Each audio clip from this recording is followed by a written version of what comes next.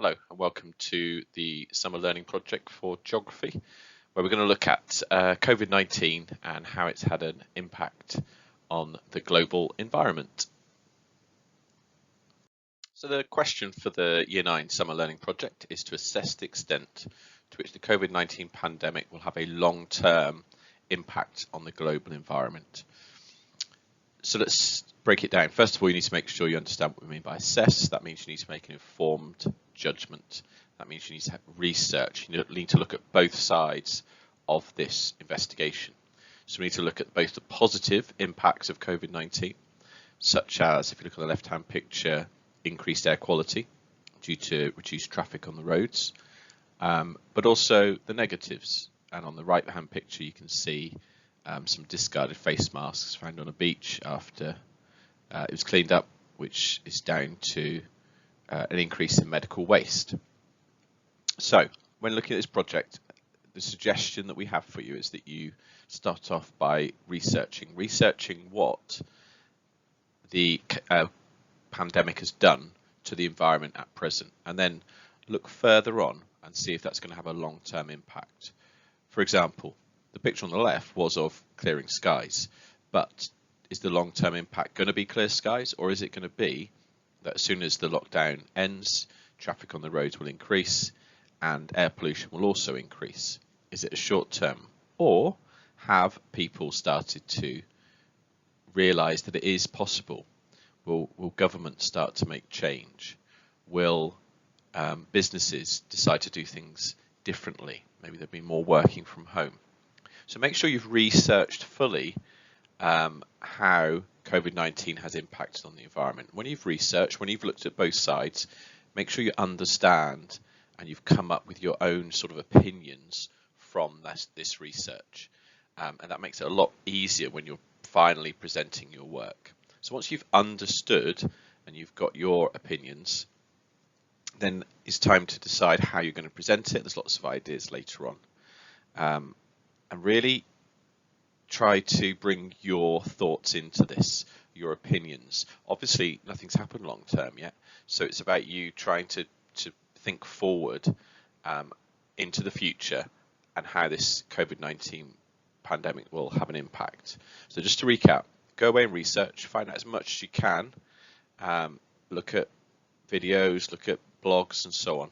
Get an idea for how the environment's been affected and whether that's going to carry on long term. Make it balanced and then present it in whichever way you feel you would enjoy doing the most. Okay, good. So nobody knows the true impact of the coronavirus on the environment. It could be the start of a big change. It could be that people realise we can reduce emissions. We've seen that.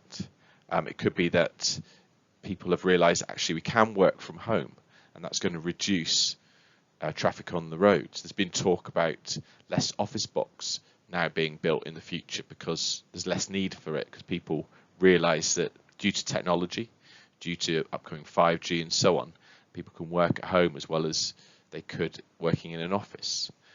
We may see negative sides of things. We may see more litter being made as people are having more things home delivered, more packaging is needed, and so on. So this project is all about going out and finding out what we know so far about the impacts of COVID-19 and try to sort of think forward about what the future may hold. So it is important that you look at both the positive and the negative impacts.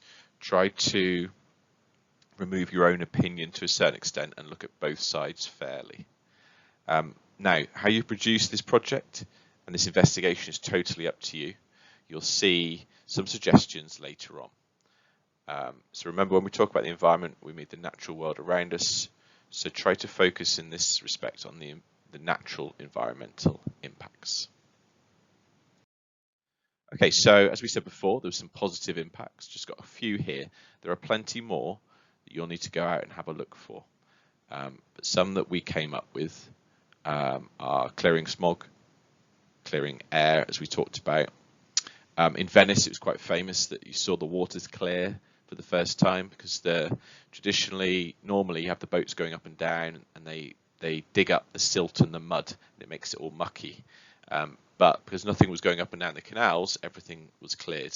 Now, if you do see pictures of dolphins swimming through the canals in Venice, they're fake news, that is. Okay, bottom right is all about the growth of green industries, especially in the UK. It could well be that a lot of investment in the future is going to go in green technology, solar production, wind turbine production. It could again be a sort of a springboard to this green revolution that's been spoke about. The bottom left, we realised that people were encouraged not to travel on public transport. There's been an increased demand for cycle lanes, and more temporary and in the future permanent cycle lanes have been planned so that people can get around the cities more effectively by bike. Now, could this be the time that in city centres that very few cars end up using it and people choose other forms of transport. And at the bottom, some sort of evidence. It's always good if you can back up your research with evidence. And this shows last year's air pollution in Italy compared to this year's in the middle of the pandemic. And you can clearly see there's a lot less air pollution this year than there was last year. So those are some positive impacts. But as we said before, we need to balance our views in geography. So with that being said, we need to also look at the negative impacts. And remember, we're looking long term, not just during the lockdown, not just straight afterwards, but in the future. So around the world, there's been a massive increase in medical waste being produced, which you'd expect. Now, are all countries going to deposit this and get rid of it, or in a safe way? Something perhaps to research. Could there be an increase in air pollution after travel restrictions are relaxed, as everybody starts to fly again? Could there be a big boom? Or could this be the time then perhaps we have realised that we don't need to fly as much? On the top right, increased litter after lockdown. There's been a few instances, not many, but a few instances, such as in Bournemouth, where a lot of litter has been left behind. Is this just a one-off, or could it be that it's going to be an increase in the future? There's also the problem of a lot of bins were blocked off because there was no one to empty them. So you got rubbish during lockdown because of that. And finally, it could be because there's increased home deliveries. Now, is that going to be negative for the environment? Does that mean more pollution because there's more vans and things on the road? Could it be that there's more packaging? Sometimes you order something online, it has lots of packaging to keep it safe, whereas you wouldn't have that if you perhaps went to a shop. So those sorts of things you can look at.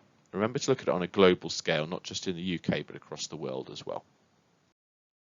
So a few links here as well to help you look at the impact. So will COVID-19 have a lasting impact on the environment? There's a few videos there, as we said before, lots of links, lots of ideas to get you started. Try to perhaps use these, get some ideas, and take your research further yourself. Find out some things that perhaps we didn't know before. Now you've got your idea of what you're going to do. It's up to you how you present your work. Now, lots of ideas. There's a few here that I've got, but if you've come up with something else that you think would be a good way of presenting it, that would be great. So you could do a PowerPoint presentation, you could do it in a project book, perhaps a bit like perhaps you might do an art or DT, a painting or drawing to symbolize it. You might want to create a model, maybe write it in essay form, if that's your style, poster. You could do a video presentation, a timeline of how things might happen in the future or have happened environmentally due to the COVID-19 outbreak, maybe a mood board. You might want to do it as a news report, someone to film you, and you do it as if you're reporting on the environmental impact in the news, maybe a drama piece or an animation, if that's your sort of style. However you present your work is up to you. We have got some incredibly exciting summer homework projects planned for you guys. So there are 2 projects available for each year group, one under the heading of STEM and the other a year of seismic change. It's really important that you answer one question from each of these projects. When you go onto our website and have a look at some of these questions, you will find they are incredibly interesting and provide you with an opportunity to research and create some fantastic project ideas. You will be wondering how your projects will be marked. So in September, form tutors will mark each project based on the following criteria: effort, content and creativity. They will award a grade 1 to 4 in each category, with 1 being outstanding. Just want to give you a few top tips on how you can achieve an outstanding grading in each of these. It's really important that as part of your research that you do for each of these projects, that you show that you have gone above and beyond. Present your work in a creative and unique way to catch the attention of your audience, and think about the content that you include within each project. It's really important that the content that you include answers the question that has been set to you. For every grade 1 you achieve, your name will be entered into a prize draw. There's a separate prize draw for each category: effort, content and creativity. And if you get a grade 1 in all 3, you will have the chance to enter a 4th prize draw. So to the best bit then, how will you be rewarded? So for completing each project, you will receive 25 credits from your form tutor. So 25 credits for the STEM project and 25 credits for completing a year of seismic change project. So in total, by completing these 2 projects, you will be eligible for 50 credits come September. That is equivalent to a bronze certificate. In addition to the 50 credits, there's a fantastic opportunity here for you to win an Apple iPad. Now, there are 4 prize draws available to you depending on the grading you secure on effort, content and creativity. If your form tutor awards you with a grade 1 for any of the 3 categories, your name will be entered into the prize draw for these. Additionally, if you achieve a grade 1 in effort, content and creativity, all 3 criteria, your name will be entered into a 4th prize draw as well, increasing your chances of winning an iPad. Both projects will be marked separately, therefore there is an opportunity here for your name to be entered 8 different times. If you have any further questions, please do not hesitate to contact your academy by the info@ email address. We are incredibly excited about these projects and cannot wait to see the work that you produce. And most importantly, we can't wait to welcome you back in September.